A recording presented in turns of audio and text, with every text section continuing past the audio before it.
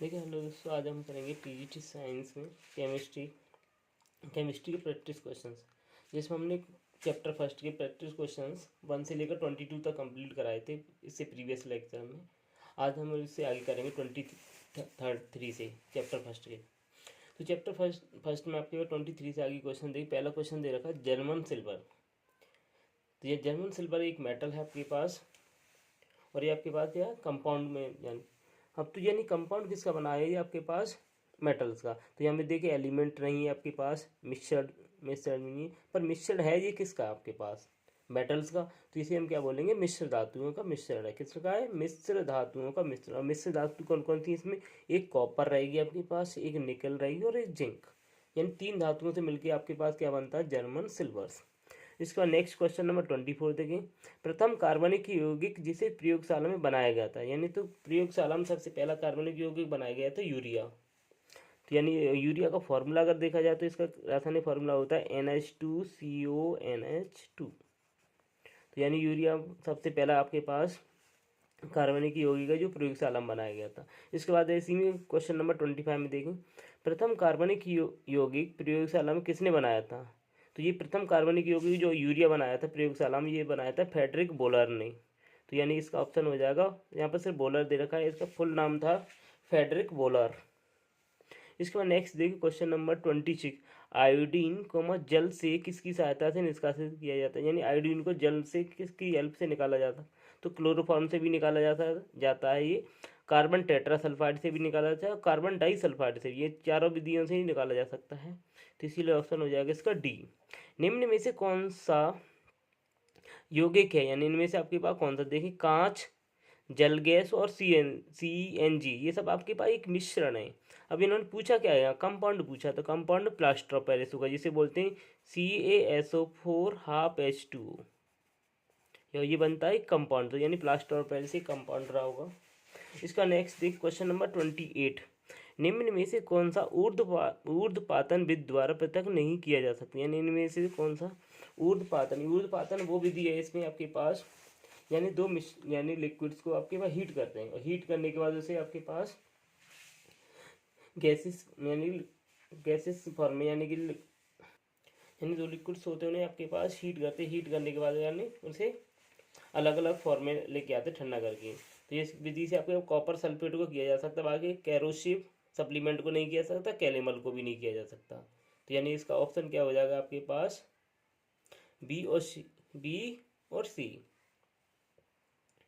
यानी आपके पास देखिए इसमें आपके पास 20 निम्न में से कौन सा ऊर्ध्वपातन विधि द्वारा पृथक नहीं किया जाता। तो यानी आपके कैरोसिव सप्लीमेंट ये किया जा सकता है, कैलोमल और कॉपर सल्फेट, यानी ये दोनों नहीं किए जा सकते, बी और सी, यानी ये तो किया जा सकता है। यानी तो ये तो ऑप्शन आपके पास सही है, और गलत कौन से हैं, बी और सी। तो इसके अकॉर्डिंग ऑप्शन हो जाएगा आपके पास ये वाला सही, यानी गलत पूछा गया इन्होंने ज़्यादा रखे यहाँ पर, तो गलत के अकॉर्डिंग डी वाला, यानी कि बी और सी हो जाएंगे, ये अलग नहीं किए जा सकते, बाकी सब किए जा सकते।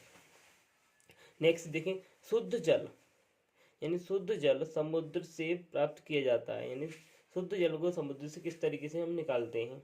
तो शुद्ध जल को समुद्र से निकालने के लिए देखिए हमारे पास छानकर तो नहीं निकलता, तो ये तो ऑप्शन गलत है। आचमन से निकाला जा सकता है, वाष्पन से। तो सबसे आपकी देखिए आपके पास आचमन में क्या होता है, सबसे पहले लिक्विड को हीट करते हैं, हीट करने के बाद उसकी क्या बनती है, वेपर्स, और वेपर्स को कलेक्ट यानी ठंडा करके हम यूज़ करते हैं। तो ये आपके पास हो जाएगा आचमन विधि। इसके बाद नेक्स्ट देखिए क्वेश्चन नंबर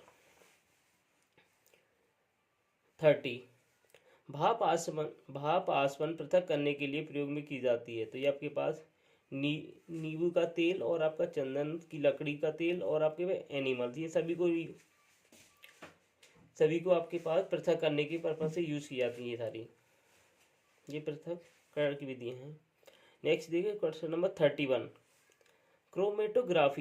क्रोमेटोग्राफी आपके पास क्या है, पृथक करने के लिए प्रयोग होती है, यानी क्रोमेटोग्राफी किसके अलग करने के लिए यूज की जाती है, वनस्पति लवण को यूज करने में, नीली और लाल स्याही, ये तो हम पहले भी करा चुके हैं, नीली और लाल स्याही के लिए से अलग करने में की जाती है। सिग्मा और पी नाइट्रोफिनॉल्स, ये सभी यानी तीनों चीज़ों को क्रोमेटोग्राफी द्वारा ही अलग किया जा सकता है। इसके बाद नेक्स्ट देखिए हमारे पास क्वेश्चन नंबर 32।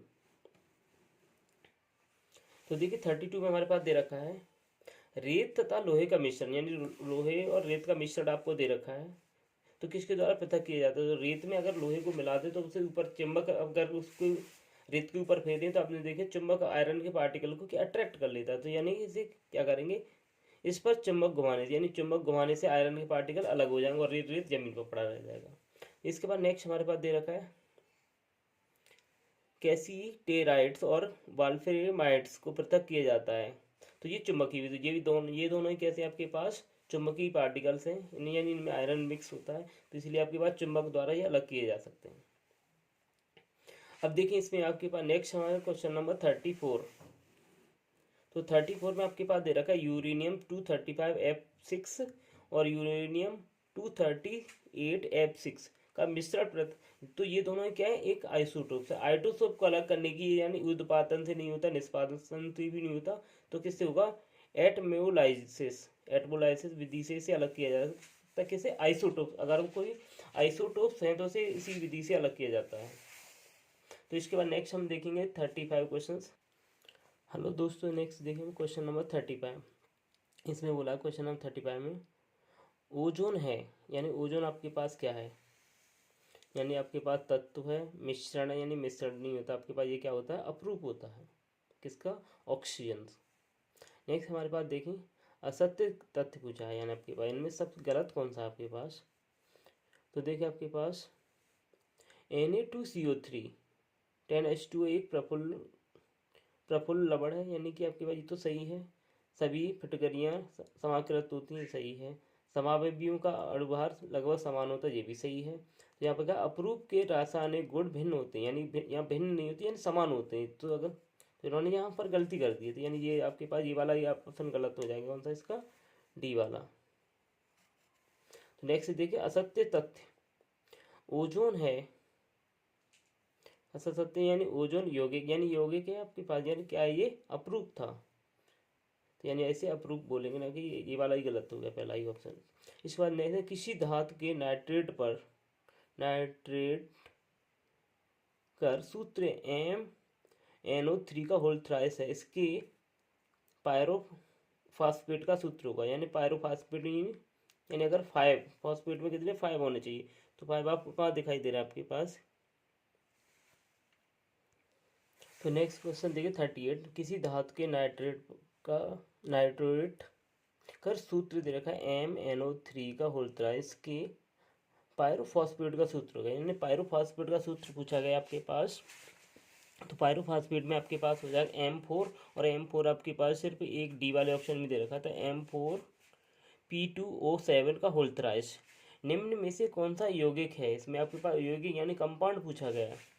तो ओजोन के अपरूप होता है, डायमंड आपके पास कार्बन के आपके पास आइसोटोप्स में आता है, यानी कार्बन ही होती है। क्विक सिल्वर आपके पास, ये भी आपके पास। तो यहाँ पर सिर्फ संगमरमर ये आपके पास कंपाउंड है, यानी कि CaCO3, यानी ये कंपाउंड, बाकी सारे आपके पास क्या है, एलिमेंट और इनके आइसोटोप।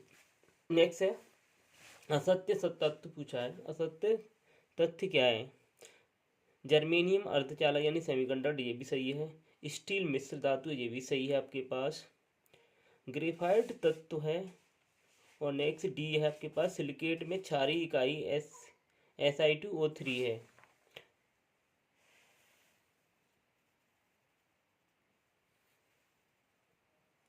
तो देखिए आपके पास असत्य तथ्य पूछा गया है, तो जर्मेनियम अर्धचालक है, यानी ये सही है, स्टील मिश्र धातु, ये भी सही है, ग्रेफाइट तत्व है, ये भी सही है, यानी आपका सिलिकेट में क्षारीय इकाई है, यानी Si2O3, यानी यही वाला गलत है, यानी कि ऑप्शन इसका कौन सा हो जाएगा सही, गलत, ये वाला डी वाला। तो नेक्स्ट हमारे पास क्वेश्चन है, तो नेक्स्ट हम देखेंगे आपके पास क्वेश्चन नंबर 41। तो क्वेश्चन नंबर 41 में दे रखा स्थिर क्वाथी मिश्रण, यानी स्थिर क्वाथी मिश्रण कौन सा है, द्रव्यों का वह मिश्रण जिन्हें आश्रित करने पर उनका संगठन अपरिवर्तित रहता है, तो यानी पहला ही ऑप्शन सही लग रहा है। बाकी नेक्स्ट आगे देखें, द्रव्यों का वह मिश्रण जो एक दूसरे अलग होता है, यानी ये गलत है। ठोसों का वह मिश्रण जो एक दूसरे के साथ निश्चित संगठन का ठोस विलयन बनाते हैं, यानी ये भी गलत है, यानी लिक्विड होते हैं इसमें। गैसों का मिश्रण जिसे पृथक नहीं किया जा सकता, यानी ये भी गलत है, यानी पहला ही ऑप्शन आपका सही होगा। यानी द्रव्यों का वह मिश्रण जिन्हें आश्रित करने पर उनका संगठन अपरिवर्तित, उनका संगठन चेंज नहीं होता। इसके बाद ऐसे देखिए 42, दो मिश्रित द्रवों x और y के क्वथनांक लगभग समान है, यानी बिल्कुल बहुत पास पास में है। इसका पृथक्करण किसके द्वारा किया जाए, यानी ऐसे दो लिक्विड जिनके क्वथनांक यानी पास पास में है, मान लो एक का 25 है तो एक का 30, इतने पास पास ऐसे बिल्कुल नियर बाय पास पास में होते हैं, तो उन्हें पृथक करने के लिए किया जाता है आपके पास प्रभाजी आसवन। जैसे आपने क्रूड ऑयल से आपके पास पेट्रोलियम का केरोसिन और डीजल मोमी ऑयल ये सारे अलग किए जाते हैं, ये प्रभाजी आसवन से किए जाते हैं। तो यानी कि ये किस में आ जाएगा, प्रभाजी आसवन। तो पर यहाँ पर प्रभाजी आसवन कोई नहीं दे रखा, तो इसलिए इसका ऑप्शन कौन सा हो जाएगा आपके पास डी। इसलिए साधारण आसवन दे रखा, निर्वात आसवन दे रखा, भाप आसवन, पर प्रभाजी आसवन है ही नहीं, तो इसलिए ऑप्शन इसका कौन सा हो जाएगा, डी वाला। नेक्स्ट देखिए 43, क्रेमेटोग्राफी के खोजकर्ता थे। तो क्रेमेटोग्राफी जो विधि जो दी थी, जिसमें हमने देखा था, जैसे आपका नीली और लाल स्याही को अलग किया जाता है, और आपकी नीली और लाल स्याही को अलग किया जाता है, वनस्पति लवण को अलग किया जाता है, इसमें सिग्मा और पी नाइट्रोफिलॉन को अलग किया जाता है। तो ये अलग अलग विधि होती हैं। तो ये आपके पास इन्हें मिश्री लिक्विड को अलग करने के लिए जो एक दूसरे में अच्छी तरह से मिले होते हैं, जैसे दूध में पानी मिला होता है, सेम इसी तरीके मिक्सर होता है, उस टाइप के लिक्विड को अलग करने के लिए एक विधि दी थी। तो वो साइंटिस्ट से आप नाम दिया था क्रेमेटोग्राफी, और वो साइंटिस्ट का नेम था वह स्वेट, यानी स्वेट नाम के साइंटिस्ट थे, उन्होंने ये क्रेमेटोग्राफी नाम की विधि दी थी। तो इस तरीके से हमने 42 तक क्वेश्चन कंप्लीट किए हैं केमिस्ट्री में। अगर आपको ये सारे वीडियो अगर अच्छा लगा तो लाइक करें, सब्सक्राइब करें, शेयर करें। नेक्स्ट इससे आगे क्वेश्चंस नेक्स्ट वीडियो में हम आपको सॉल्व कराएंगे। Thank you, bye.